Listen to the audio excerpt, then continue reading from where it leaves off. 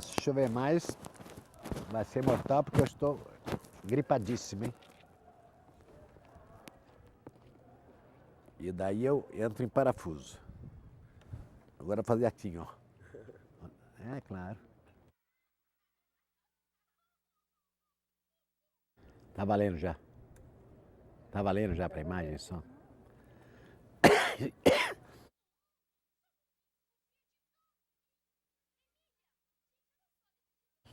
De uma maneira geral, o que te motiva a fazer documentário? Minha filha aí fala com. Eu não tenho analista mais, você podia falar com ele porque eu não sei. Eu não, o que me motiva? Me motiva a vontade de conhecer os outros e conhecer o mundo. Que eu não tenho na vida real, mas quando eu vou filmar eu tenho. Entendeu?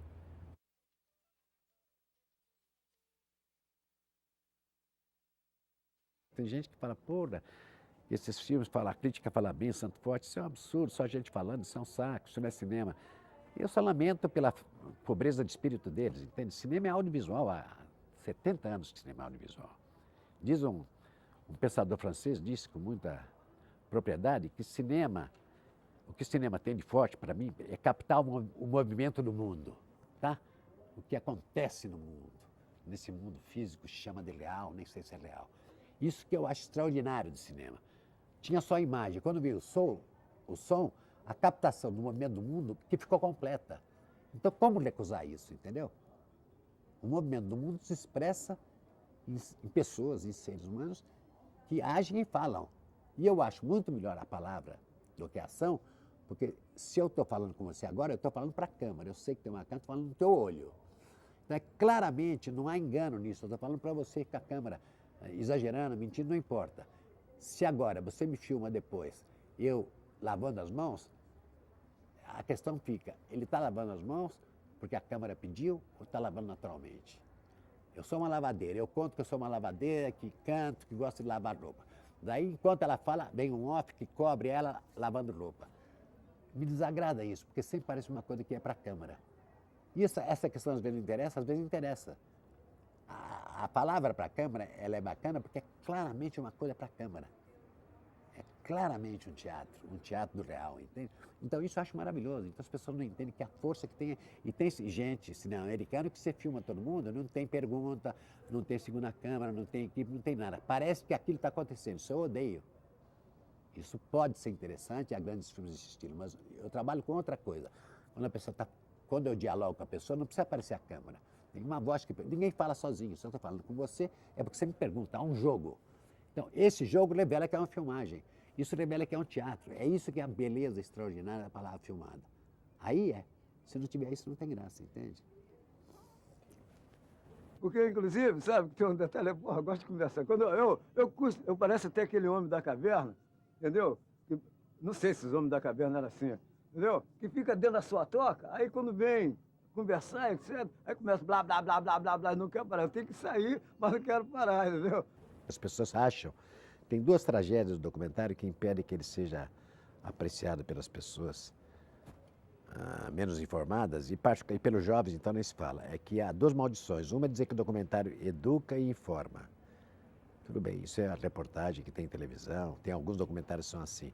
E a segunda é que o documentário diz a verdade. Essas duas coisas são uma tragédia, que o documentário não tem compromissos forçosos com a informação, com a educação, ou sequer, compreende, com ser a verdade, que é uma coisa ultrapassada, isto é, o documentário joga com a questão da verdade, mas ele não, o documentário é verdade, a ficção é verdade, isso é uma tolice.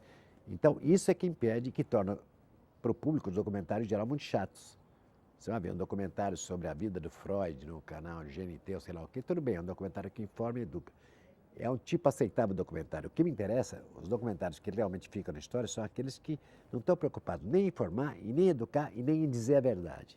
Eles têm um efeito poético que vai depender de cada espectador levar para um lado ou para o outro, sabe? Isso, então, é outro valor, é o valor poético do documentário, como no filme de ficção. Então, essa maldição é que é terrível. Eu acho um problema no documentário isso. Que as pessoas que fazem documentário, principalmente documentários de pessoas que são progressistas, de esquerda, que seja, elas não só querem mudar o mundo, em geral, como já querem mudar o mundo que elas vão filmar. O que torna impossível para elas conhecer o que elas estão filmando. Entendeu? Quer dizer, elas começam a tentar... O que quer dizer mudar o mundo que elas vão filmar? Elas já vão selecionar os personagens que vão dizer aquilo que ele previamente quer ouvir. E aí morreu. Você vai fazer um filme sobre MST. Se tem um cara que é vacilante ou ambíguo ou contraditório, ele sai do filme. Aí no quarto cara se encheu o saco, porque são todos iguais. Entendeu? Então eu acho que a visão militante é mortal e querer mudar o mundo é uma utopia meio maluca, mas tudo bem, cada um pode ter a sua. Mas querer mudar o lugar que você está filmando, como? Você vai filmar favelados e querer mudar, fazer um filme. Isso é de uma arrogância, é de um autoritarismo absurdo. E na verdade os filmes que eu faço estão preocupados com a história cotidiana, com a história ao nível... História com H pequeno, a história do povo miúdo, entende? Não estou preocupado em fazer filmes sobre a Revolução 60, o golpe 64, a história do Brasil, a história dos presidentes, Tancredo Neves. Não estou interessado em filme histórico desse tipo. Me interessa a vida cotidiana das pessoas anônimas.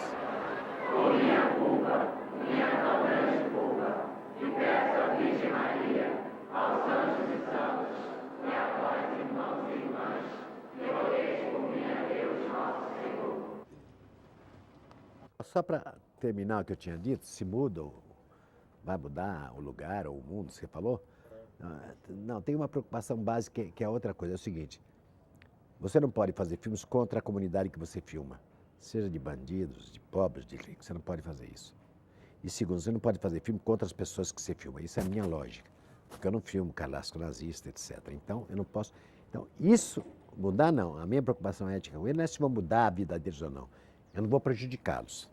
Não é que eu vá prejudicar a classe camponesa, a classe favelada, essa concepção não existe para mim. Eu não posso prejudicar aqueles seres humanos, aquelas pessoas que deram para mim um tesouro deles, que é falar e se entregar para a Câmara. Então, o meu problema é o seguinte, é que essas pessoas não se sintam lesadas ou traídas no filme que eles forem ver. Isso é a minha regra de conduta. Você sempre foi mulherengo ou nunca? Não, eu sou um homem até que honesto.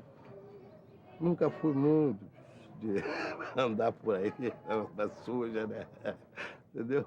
Não, na realidade isso é coisa... É claro, qual é o homem que não é? Certo? Qual é a dignidade do homem? Qual é a vaidade do homem? Um homem que não tem essa referência nem nasceu ainda. De mulher não podia falar muito porque tem problema em casa, tá certo. Não, né? não, mas brincadeira, foi até um gracejo, não tem nada a ver, não. Eu sou um cara de responsabilidade, rapaz. Eu amo a minha família e amo todas as mulheres do mundo, sabe? Como é que é? Pode sobrar. Como é que é o troço? Tô com 51 anos. Ah, mas toda mulher do mundo eu achei bonito. Todas elas merecem ser amadas. Eu espero que os homens que toquem em mulheres, eles tenham sempre bastante carinho para dar, porque as mulheres é a razão. Nós saímos de dentro. E toda hora estamos voltando. Por isso, não é à toa que a gente vai para lá. Mamãe, deixa eu... Desculpa vocês que são mulher, mas porra.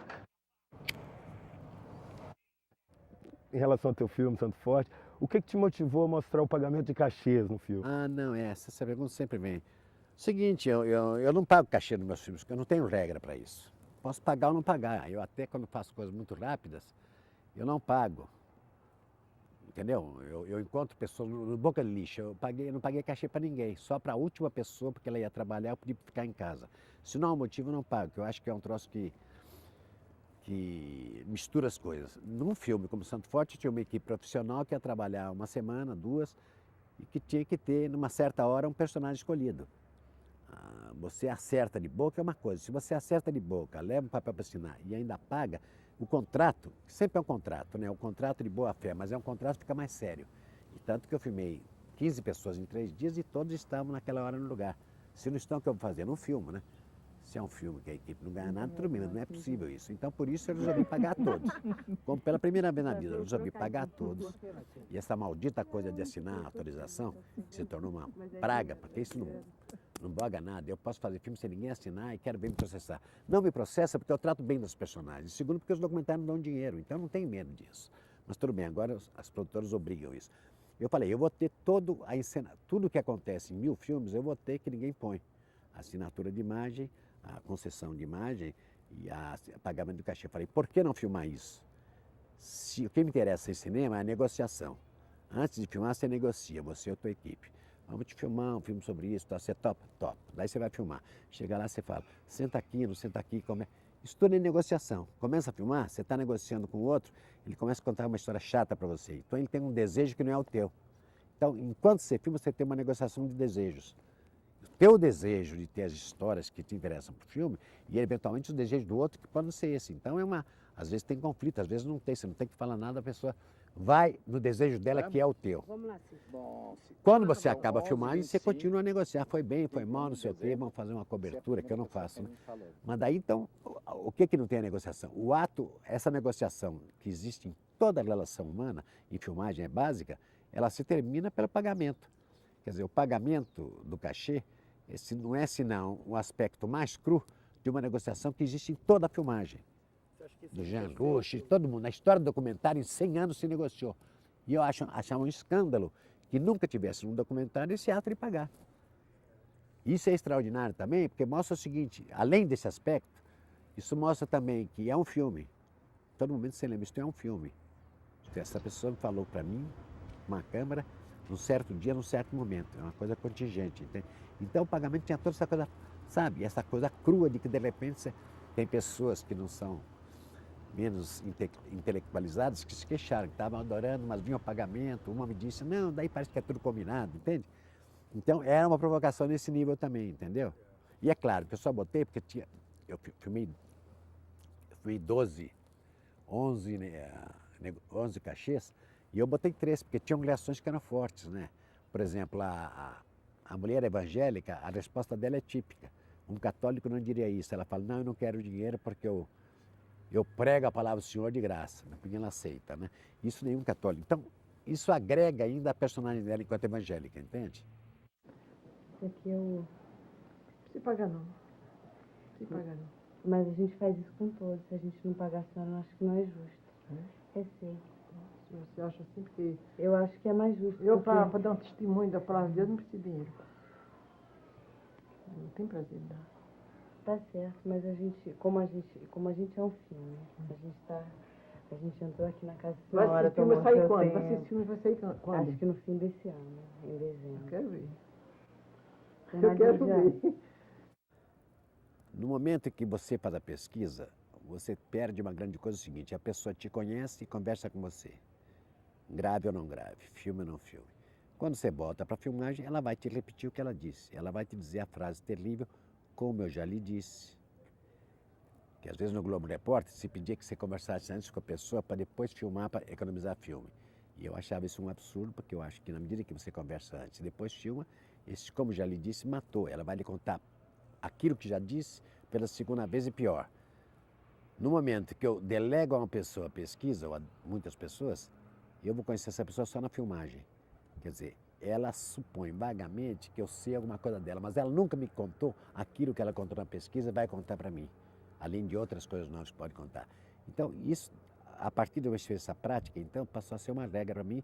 Eu jamais faço pesquisa. Isso me ajuda, inclusive, que eu sou muito preguiçoso, então na parte de pesquisa só fico vendo os relatórios e não tenho que ir nos lugares. Você então prefere conhecer o... Eu prefiro conhecer. Tem pessoas que, tem alguns casos que eu conheço alguma pessoa da filmação forte, uma moça, 2 pessoas que eu conheci antes. Mas não importa conhecer antes. Eu conhecia antes e dizia assim, como é que está o tempo? Está bom, está ruim? Eu perguntava coisas imbecis. Eu jamais, se ela me começasse a contar... Às vezes me acontece de uma pessoa querer me contar uma história que eu quero ouvir, eu sinto que quero ouvir, eu digo, não, espera a câmera. Porque se não está no filme, nada vale. Não adianta filmar uma coisa extraordinária que aconteceu aqui, a câmera está aqui. Se não está na câmera, nada existe, som ou imagem. Então, se ela me conta, eu não quero que ela... Então, geralmente, ninguém me conta uma coisa, senão pela primeira vez. Como isso é um teatro, isso que a gente está fazendo aqui é um jogo. É um jogo, é um teatro, é um jogo de linguagem, né? E é um jogo